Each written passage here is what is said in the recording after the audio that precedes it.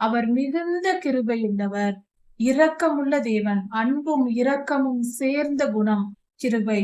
அந்த அன்பு நம்மேல் அன்பாய் இருப்பார், இரக்கப்படுவார், கிருபையுள்ள தேவன். உண்மையாய் கர்த்தரை நோக்கி கூப்பிடுகிற யாவருக்கும், கர்த்தரை நோக்கி கூப்பிடுகிறது யாராயிருந்தாலும் அவர்கள் குரலை கேட்பார். உண்மையாய் கர்த்தரை நோக்கி கூப்பிடுகிற யாவருக்கும் அவர் சமீபமாய் இருக்கிறார், மிக பக்கத்தில் இருப்பார். அவர் வந்து விடுவார். அவரை நோக்கி கூப்பிட்ட யாரும் வெட்கப்பட்டு போவதில்லை. நிச்சயம் அவர் வந்து நம் வேண்டுதல்களை கேட்டு நமக்கு நிறைவாக்குவார். அவர் நல்ல தேவன். கர்த்தர் தமக்கு பயந்தவர்களுடைய விருப்பத்தின்படி செய்வார். நாம் கர்த்தருக்கு பயந்து நடக்கும் பொழுது நம்முடைய விருப்பங்கள் எல்லாம் நிறைவேறும். நம்முடைய பிதாவாகிய தேவனுடைய அன்பும் ஆண்டவராகிய இயேசு கிறிஸ்துவின் கிருபையும் சமாதானமும் உங்கள் அனைவரோடும் கூட என்றென்றைக்கும் இருப்பதாக. தலைப்பு: நான் உன்னை விட்டு விலகுவதும் இல்லை, உன்னை கைவிடுவதும் இல்லை. கர்த்தர் நம்முடைய தேவன் நமக்கு ராஜாவாய் இருக்கிறார். அவரை நாம் என்றென்றைக்கும் துதித்து பாடி ஸ்தோத்தரிக்க வேண்டும். ஸ்தோத்தரித்தல் என்றால் கர்த்தருக்கு நன்றி என்று சொல்வது, நன்றி சொல்வது. நாம் எப்பொழுதும் நன்றி உடையவர்களாய் இருக்க வேண்டும். நம்மை சிருஷ்டித்த சிருஷ்டிகர்த்தாவுக்கு நாம் எப்பொழுதும் நன்றி செலுத்துகிற நல்ல குணம் உடையவர்களாய் இருக்க வேண்டும். அது நற்குணங்களில் ஒன்று. கர்த்தருக்கு நன்றி, கர்த்தருக்கு நன்றி என்று நாம் எப்பொழுதும் நம் வாயில் சொல்லிக் கொண்டிருக்க வேண்டும். அதிகமாய் நாம் சொல்ல முயற்சி செய்ய வேண்டும். ஏனென்றால் கர்த்தரே நமக்கு ஜீவனை தந்திருக்கிறார். இந்நாள் வரை நமக்கு தேவையான எல்லாவற்றையும் கொடுத்து சிறப்பாக நம்மை வாழ வைத்துக் கொண்டிருக்கிறார். அப்படிப்பட்ட தேவனுக்கு, கர்த்தரிடத்தில் நாம் எல்லாவற்றையும் பெற்றுக்கொண்ட நாம் நன்றி என்று கூட சொல்லாமல் இருக்கக்கூடாது. அது நற்குணமாய் இருக்கிறது. நான் நன்றியுடையவர் என்று கர்த்தருக்கு வெளிப்படும்படியாக நாம் எப்பொழுதும் நன்றி சொல்கிறவர்களாக ஸ்தோத்தரித்துக் கொண்டிருக்க வேண்டும். கர்த்தருக்கு ஸ்தோத்திரம் என்பது கர்த்தருக்கு நன்றி என்று பொருள். அல்லேலூயா என்றாலும் அதே பொருள்தான். இப்படியாக நாம் கர்த்தரை உயர்த்தி, அவர் பெரியவர், நாம் சிறியவர்கள் என்று நம்மை தாழ்த்தி, எப்பொழுதும் என்றென்றைக்கும் நாம் கர்த்தரை துதித்து பாட வேண்டும், புகழ வேண்டும், நன்றி செலுத்த வேண்டும். தினந்தோறும் நாள்தோறும் கர்த்தரை நாம் துதிக்க வேண்டும். ஒவ்வொரு நாளும் கர்த்தருக்கு நாம் நன்றி செலுத்த வேண்டும். கர்த்தருடைய பெயரை என்றென்றைக்கும் நன்றி செலுத்த வேண்டும். கர்த்தருடைய பெயருக்கு, அவருடைய நாமத்திற்கு நாம் நன்றி செலுத்த வேண்டும். நாம் நன்றி செலுத்திக் கொள்ள வேண்டும். ஏனென்றால் அவர் பெயரால் தான் நாம் வாழ்ந்து கொண்டிருக்கிறோம். நம்முடைய செயல்கள் எல்லாம் வெற்றி பெறுவது இயேசு என்னும் நாமத்தினால்தான். அவர் சர்வ லோகாதிபதி, சர்வ வல்லமையுள்ள தேவன். அவர் தம்முடைய குமாரனை நமக்கு கொடுத்திருக்கிறார். ஒன்றான தெய்வமாய் அவர் இருக்கிறார். அவர் நாமத்தின் நிமித்தம் பிழைத்திருக்கிறோம். நரகத்திற்கு தப்புவிப்பதும் இயேசு என்னும் நாமத்தினாலே. நாம் இன்று உயிரோடு இருப்பதும் இயேசு என்னும் நாமத்தினாலே. நம் பரம்பரை பாவங்களை சுமந்து நாம் அழிந்து போகாதபடிக்கு நாம் காக்கப்பட்டிருப்பது இயேசு என்னும் நாமத்தினாலே. எந்த சாபங்களும் நம்மை பழிக்காமல் எத்தனையோ சாபங்களை நீக்கி போட்டதும் கர்த்தருடைய இயேசு என்னும் நாமத்தினாலே. அவர் நாமத்தினால் பிழைத்திருக்கிறோம். அவர் நாமத்திற்கு நன்றி சொல்கிறோம். கர்த்தர் பெரியவராய் இருக்கிறார். அவர் புகழப்படத்தக்கவராய் இருக்கிறார். அவர் மிகவும் பெரியவர். எல்லா புகழையும் பெறுவதற்கு அவருக்கே அந்த அந்த தகுதி உண்டு, அந்த நிலை உண்டு. எல்லா நற்காரியங்களும் கர்த்தரால் நடக்கின்றன. நம்மை சிருஷ்டித்ததும் முதல் இந்த உலகத்தில் இருக்கிற எல்லா காரியங்களும், ஒரு புல் பூண்டு முளைப்பது முதல் காக்கை, குருவி, பூச்சிகள், புழுக்கள் எல்லாம் வாழ்வது வரை, மனித இனம் வாழ்வது வரைக்கும் எல்லாவற்றையும் செய்கிறவர் கர்த்தரே. அவர் சர்வ வல்லமை உள்ளவர். அவர் மிகவும் பெரியவர். அவர் எல்லா புகழ்ச்சிக்கும் உடையவர். அவர் செய்த காரியங்கள் அவருக்குரியது, அவரே செய்தார் என்று சொல்வதே புகழ்ச்சி. அப்படி சொல்வது அவருக்கு மேன்மையை செலுத்துவதாகவும் புகழ்ச்சியை செலுத்துவதாகவும். அவர் மகத்துவமானவர். மகத்துவம் என்றால் அவர் அதிசயமான அற்புதமான காரியங்களை செய்திருக்கிறார் என்று பொருள். பெரிய காரியம், அற்புதமான காரியங்கள், அதிசயமான காரியங்கள், யாராலும் செய்ய முடியாத பெரிய காரியங்களை செய்வதே மகத்துவமாய் இருக்கிறது. அப்படிப்பட்ட மகத்துவமான காரியங்களை செய்கிறவர் நம் தேவன். அவருடைய மகத்துவத்தை ஆராய்ந்து முடியாது.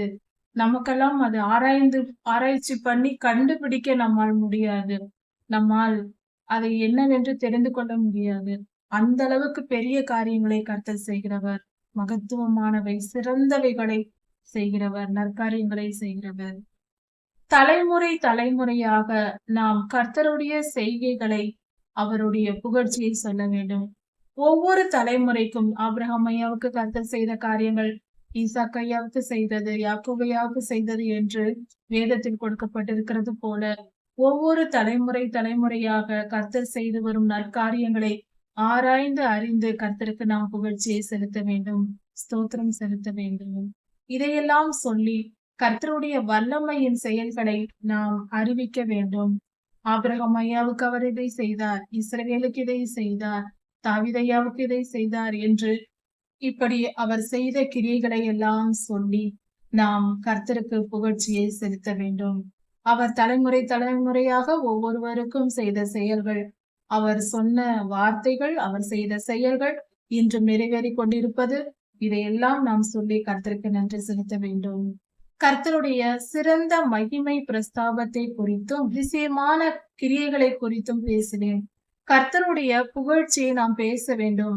அவர் செய்த செயல்களை தலைமுறையாக நம் முன்னோர்களுக்கு செய்தது, நமக்கு செய்தது, நாம் தெரிந்து வைத்திருக்கிற ஊழியர்களுக்கு கர்த்தர் செய்தது, இப்படி கர்த்தர் செய்த நற்கிரியைகளை எல்லாம் நாம் புகழ்ந்து எல்லோருக்கும் பரப்ப வேண்டும், சொல்ல வேண்டும்.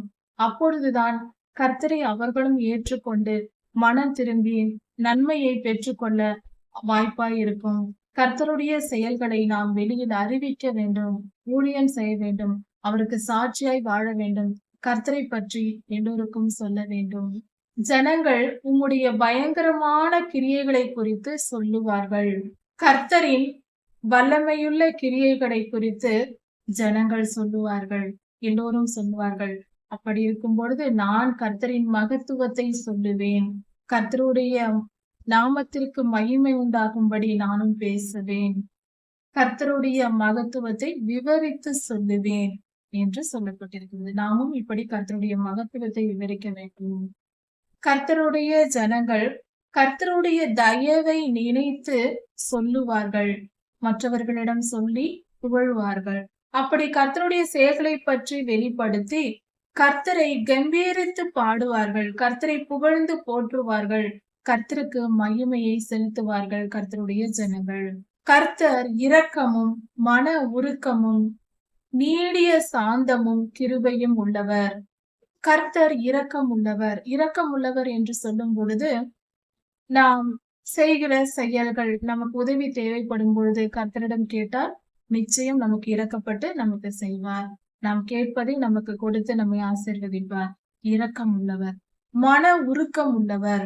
நாம் துன்பப்படும் பொழுது அதை பார்த்து கடின இருதயமாய் இருக்க மாட்டார். கர்த்தர் இரக்கப்பட்டு மனம் உருகுவார் நமக்காக. இதற்கான ஆதாரம் நம்முடைய சிநேகிதனான நண்பரான லாசரு மரித்த பொழுது கர்த்தர் கண்ணீர் விட்டு அழுதார் என்று சொல்லப்பட்டிருக்கிறது. அதன் பின்பு 4ஆம் நாளில், மரித்து 4 நாள் ஆன பின்பு அவரை உயிரோடு எழுப்பினார். கர்த்தர் இப்படி லாசரு ஐயாவுக்காக கண்ணீர் விட்டு அழுதார் என்று சொல்லப்பட்டிருக்கிறது. அவர் எவ்வளவு மன உருக்கம் உள்ளவர், லாசரு மேல் அவ்வளவு அன்பு வைத்திருந்திருக்கிறார், கர்த்தருடைய நண்பராய் அவர் இருந்திருக்கிறார். இப்படியாக கர்த்தர் மன உருக்கம் உள்ளவர் என்பது வெளிப்படையாக அங்கு காட்டப்பட்டிருக்கிறது வேதத்தில். நீடிய சாந்தமும் மிகுந்த கிருபையும் உள்ளவர், நீடிய சாந்தம் உள்ளவர். இதை நாம் எப்பொழுது புரிந்து கொள்ளலாம் என்றால், ஆண்டவராகிய இயேசு கிறிஸ்து சிலுவையில் அறையப்பட்ட பொழுது அந்த சிலுவை பாடுகளின் மத்தியில் நீடிய சாந்த குணம் உள்ளவராய் நம்மை மீட்கும்படியாக அவர் ஆட்டுக்குட்டியை போல பலியாக வந்ததினால் அதையெல்லாம் பொறுத்து கொண்டு, நம்முடைய அக்கிரமங்களை எல்லாம் சுமந்து கொண்டு அவர் சிலுவை பாடுகளின் பொழுது நீடிய சாந்த குணம் உள்ளவராய் சகலத்தையும் தாங்கி பொறுத்து கொண்டு சிலுவைக்கு சென்றார். அந்த சிலுவையின் வேதனைகளை எல்லாம் அனுபவித்தார். அவர் கோபப்படவே இல்லை. இவ்வளவு நடந்தும் அற்பமான மனிதர்கள் நம்மை அடிக்கிறார்களே, நம்மை துன்பப்படுத்துகிறார்கள், வார்த்தையினால் அவமானப்படுத்தினார்கள், கர்த்தரை படுத்தாத கொடுமையே இல்லை, அந்த அளவுக்கு செய்தார்கள்.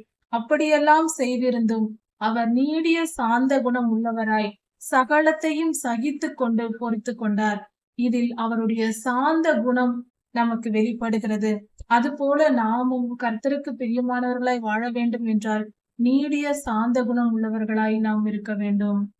நம்மேல் அன்பு வைத்து நம்மை பாதுகாத்து, எந்த சூழ்நிலையிலும் நம்மை பாதுகாத்து, நாம் தவறு செய்யும் போதும் நம்மை மன்னித்து, அவர் அன்பினால் அரவணைக்கிற தாயை காட்டிலும், பெற்ற தாயை காட்டிலும் அதிக அன்பு செலுத்தக்கூடியவர். மனித அன்பு வேறு, தெய்வ அன்பு வேறு. தேவ அன்பை போல எந்த மனிதனாலும், கர்த்தர் காட்டும் அன்பை போல 1,00,00,000 1 பங்கு கூட மனிதனால் அன்பு காட்ட முடியாது. அந்த அளவுக்கு கர்த்தருடைய அன்பு மகா பெரியது. ஒப்பிட்டு பார்க்க, மனிதனோடு ஒப்பிட்டு பார்க்கக்கூடிய அன்பல்ல அது. அது பரிசுத்தமானது, மகா உன்னதமானது. கர்த்தர் எல்லார் மேலும் தயவுள்ளவர், நல்லவர் கெட்டவர் என்றல்ல, எல்லார் மேலும் தயவுள்ளவராய் இருக்கிறார். எப்பொழுதும் அவர்களை காப்பாற்றவே நினைக்கிறார். நல்லவர்களை மட்டுமல்ல, தீயவர்களையும் காப்பாற்ற வேண்டும். அவர்களையும் மனம் திரும்ப பண்ணி பரிசுத்தமாக்க வேண்டும், நீதிமானாய் மாற்ற வேண்டும் என்றே கர்த்தர் விரும்புகிறார். அதற்கும் செவி கொடுக்காதவர்களையே அவர் தண்டிக்கிறார். கர்த்தர் எல்லோர் மேலும் தயவு காட்டுகிறவர், தயவு வைத்திருக்கிறார். அவருடைய இரக்கங்கள் எல்லா கிரியைகளின் மேலும் இருக்கிறது. மனிதர்கள் மாத்திரமல்ல, இந்த உலகத்திலும் எல்லா உலகங்களிலும் அண்ட சராசரத்திலும் கர்த்தருடைய கிரியைகள் எல்லாவற்றையும் படைத்தது இயேசு கிறிஸ்துதான். பிதாவாகிய தேவன் தான் படைத்திருக்கிறார். அப்படி இருக்க அவருடைய இரக்கங்களும் எல்லாவற்றின் மேலும் இருக்கிறது. அவருடைய சிருஷ்டிப்புகள் எல்லாவற்றின் மேலும் அவர் இரக்கம் வைத்திருக்கிறார். இந்த உலகத்தில் இருக்கிற எல்லா கர்த்தருடைய கிரியைகளும் கர்த்தரை துதிக்கிறது. கர்த்தரை எல்லா ஜீவன்களும், உயிருள்ளவை உயிரற்றவை, அண்ட சராசரத்திலும் இருக்கிற எல்லா பொருள்களும், பூமியில் இருக்கிற தாவரங்கள், பரப்பன, நீர் வாழ்வன, காட்டு மிருகங்கள், நாட்டு மிருகங்கள், மனிதர்கள் எல்லாம் கர்த்தரை துதிக்கின்றன. வான்வெளியில் இருக்கிற சூரியன், நட்சத்திரம், கிரகங்கள் எல்லாவற்றையும், வானில் இருக்கிற சிருஷ்டிப்புகள் அனைத்தும் கர்த்தரை துதிக்கின்றன. கர்த்தருடைய பரிசுத்தவான்கள் அனைவரும் கர்த்தரை துதிக்கிறார்கள். எல்லாம் கர்த்தரை துதிக்கின்றது, கர்த்தருக்கு நன்றி செலுத்துகின்றது. அவைகள் அறிந்து வைத்திருக்கிறது கர்த்தரே தெய்வம் என்று. இதை நாம் சற்று யோசித்து புரிந்து கொள்வோம். பல மனிதர்களை தவிர அண்ட சராசரமும் கர்த்தரே தெய்வம் என்று அறிந்து அவரை ஸ்தோத்தரித்துக் கொண்டு நன்றி செலுத்திக் கொண்டிருக்கிறது. சர்வ சிருஷ்டிப்பும், உயிருள்ளவை உயிரற்றவை எல்லா அணுக்களும் கர்த்தரை துதித்து பாடிக்கொண்டிருக்கின்றன. கர்த்தருடைய பரிசுத்தவான்களும் கர்த்தரை ஸ்தோத்தரிப்பார்கள், என்றென்றும் கர்த்தரை ஸ்தோத்தரிப்பார்கள். கர்த்தருடைய பரிசுத்தவான்கள் மனிதர்களுக்கு கர்த்தருடைய வல்லமையை, அவருடைய செயல்களின் கிரியைகளை அறிவிக்கிறார்கள். கர்த்தருடைய ராஜ்யத்தின் மகிமையை குறித்து ஜனங்களுக்கு தெரிவிக்கும்படிக்கு பரிசுத்தவான்கள் மனுபுத்திரருக்கு பேசுவார்கள். கர்த்தருடைய ராஜ்யத்தின் மகிமையை விவரிப்பார்கள் பரிசுத்தவான்கள். மனுஷருக்கு அவைகளை விவரித்து சொல்வார்கள். கர்த்தருடைய வல்லமையை குறித்தும் அவர்கள் பேசுவார்கள். கர்த்தருடைய வல்லமையை குறித்தும் அவருடைய மகிமையை குறித்தும் பூமியில் உள்ள ஜனங்களுக்கு தேவ பரிசுத்தவான்கள், கர்த்தரால் பரிசுத்தமாக்கப்பட்ட பரலோகத்தில் இருக்கிற பரிசுத்தவான்களும் இப்பொழுது பூமிக்கு வந்து நமக்கு ஊழியம் செய்வார்கள். இங்கே பூமியில் இருக்கிற பரிசுத்தவான்களும் மக்களுக்கு உதவி செய்வார்கள். அதாவது கர்த்தரை குறித்து வெளிப்படுத்தி பேசுவார்கள். கர்த்தருடைய வல்லமையுடைய செய்கைகளை விவரிப்பார்கள். அவர்கள் நமக்கு சொல்லுவார்கள். பரிசுத்தவான்கள் கர்த்தர் எப்படியெல்லாம் செய்திருக்கிறார், எப்படியெல்லாம் ஒவ்வொரு காரியத்தையும் செய்கிறார், தம்முடைய ஜனங்களை எப்படியெல்லாம் அவர் பாதுகாத்து வழி நடத்துகிறார் என்று அவருடைய செய்கைகளை விவரிப்பார்கள். கர்த்தருடைய சிறந்த மகிமை பிரஸ்தாபத்தை தெரிவிப்பார்கள். இப்படியாக பூமியில் பரிசுத்தவான்கள் நமக்கு எல்லாவற்றையும் சொல்லிக் கொடுப்பார்கள். கர்த்தருடைய ராஜ்யம் சதா காலங்களிலும் உள்ளது, என்றென்றும் என்றென்றும் ஆரம்பமும் இல்லை முடிவும் இல்லை. கர்த்தருடைய ராஜ்யம் சதா காலங்களிலும் உள்ளது. அவர் ராஜாதி ராஜாவாய் என்றென்றும் அரசாண்டு கொண்டே இருப்பார். கர்த்தருடைய ஆளுகை தலைமுறை தலைமுறையாக இருக்கிறது.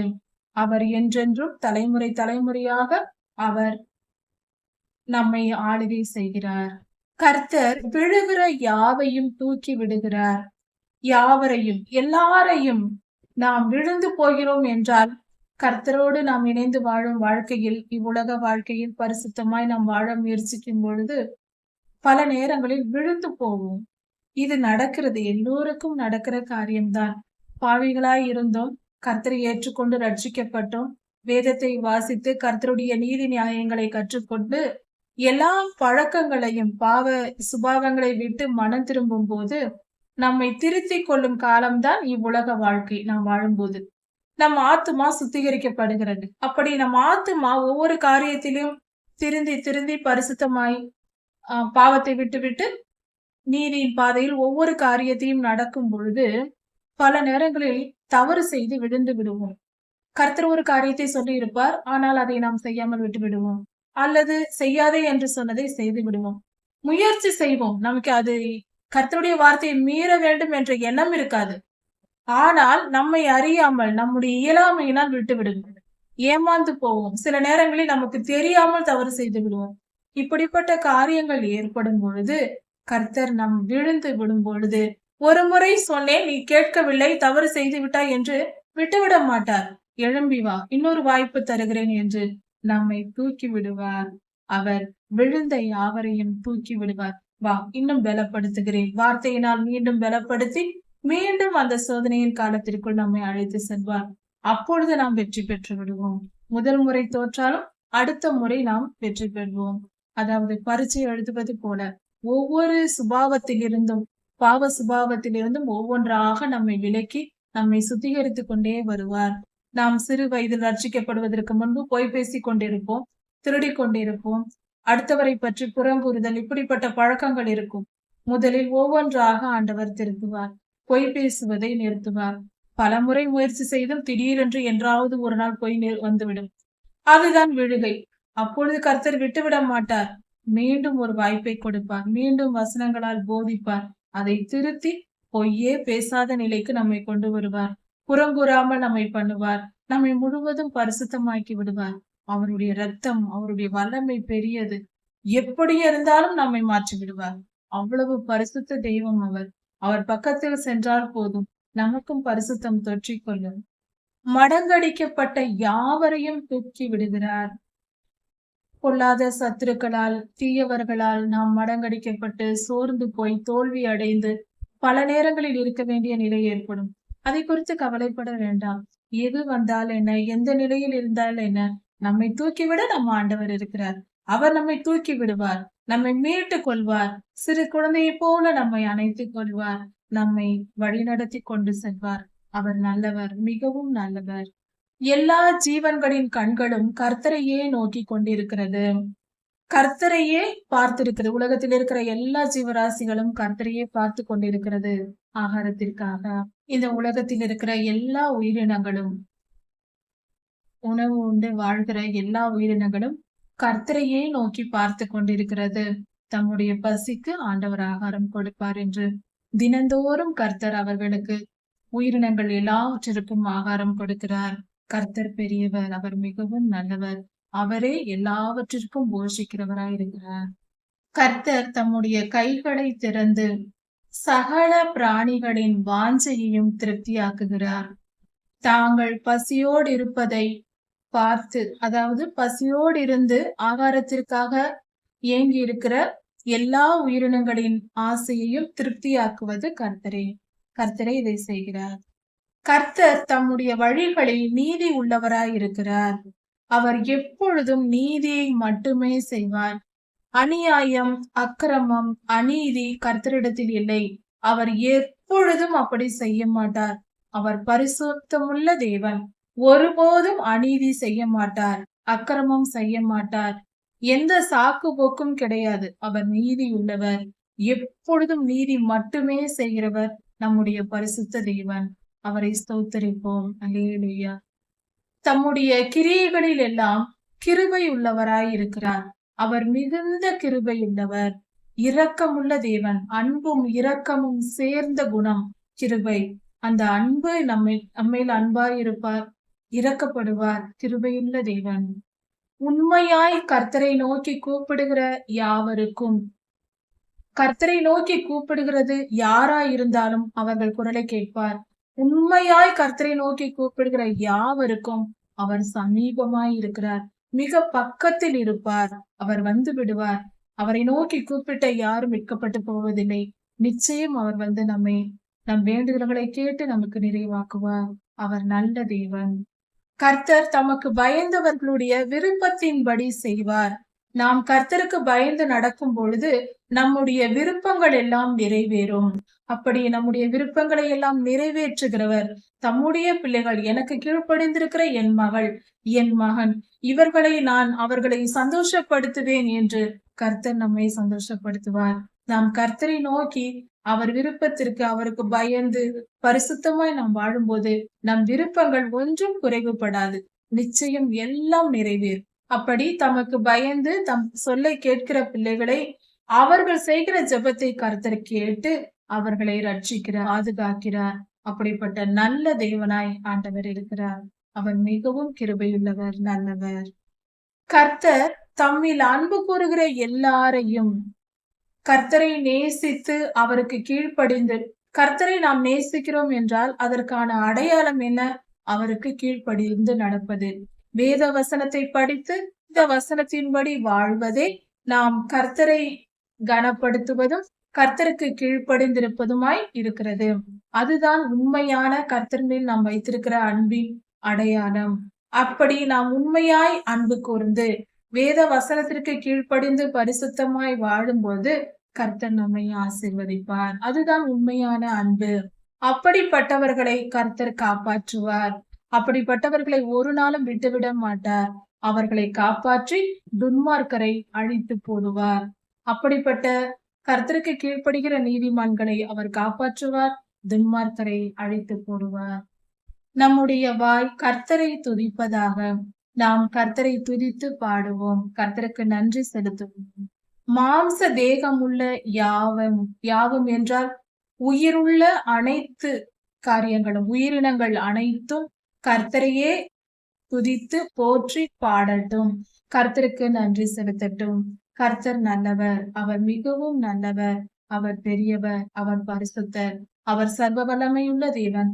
அவர் நம்மை காப்பாற்றி, நம்மை பிறப்பித்து, நம்மை காப்பாற்றி, நம் ஜீவனுள்ள நாளளவும் நம்மை போஷித்து வழிநடத்துகிற நல்ல தகப்பனாய் இருக்கிறார். அவரையே துதிப்போம், மகிழ்வோம், அவரை ஸ்தோத்தரித்து அவரை அண்டிக் கொள்வோம், வாழ்வில் வெற்றி பெறுவோம். நான் உன்னை விட்டு விலகுவதும் இல்லை, உன்னை கைவிடுவதும் இல்லை என்று சொன்ன நம் தகப்பன் நம்மோடு கூட இருந்து என்றென்றும் நம்மை காப்பாற்றுகிறார். அவர் நம்மை விட்டு விலகுவதும் இல்லை, நம்மை கைவிடுவதும் இல்லை. கர்த்தர் உங்களை ஆசீர்வதிப்பாராக. இதன் தொடர்ச்சியை அடுத்த செய்தியில் பார்க்கலாம். மாரநாதா.